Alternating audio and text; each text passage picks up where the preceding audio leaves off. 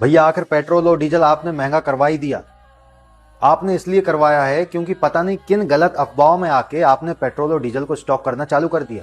वरना भारत के पास अभी तक तो कोई भी कमी नहीं है पेट्रोल और डीजल की। फिर आप कहोगे कि अगर कमी नहीं है तो हमारे आसपास के पेट्रोल पंप पर डीजल और पेट्रोल क्यों नहीं मिल रहा है। वो इसलिए नहीं मिल रहा है क्योंकि ये बात समझो, आपके शहर के पेट्रोल पंप का स्टॉक कम हुआ है, खत्म हुआ है। भारत का स्टॉक खत्म नहीं हुआ है। वो स्टॉक इसलिए खत्म हुआ है कि मान लो हर एक पेट्रोल पंप जो होता है वो अपने अनुमानित खपत से चलता है।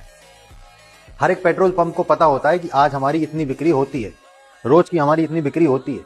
अब कोई व्यक्ति जो 1 लीटर पेट्रोल या डीजल भरवाता था वो 20-20, 50-50 लीटर भरवा रहा है, स्टॉक कर रहा है, तो जाहिर सी बात है पेट्रोल टैंक का स्टॉक खत्म हो गई और नया स्टॉक आने तक पेट्रोल टैंक को बंद रहना पड़ेगा। इसका मतलब ये नहीं कि भारत के पास स्टॉक नहीं है।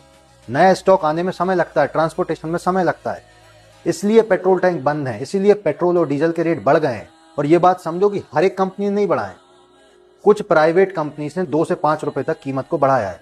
अब जाहिर सी बात है आप लोग अफवाहों में आके स्टॉक करोगे तो प्राइवेट कंपनियां तो फायदा उठाएंगी। सब कुछ बहुत क्लियर है। आप एक बात को समझो, भारत के पास 72 से 74 दिन का तो एसपीआर लेके चलता है भारत, स्ट्रेटेजिक पेट्रोलियम रिजर्व, यानी कि 72 से 74 दिन तक हमको किसी के हाथ नहीं जोड़ने, इतना स्टॉक हमेशा रहता है भारत के पास।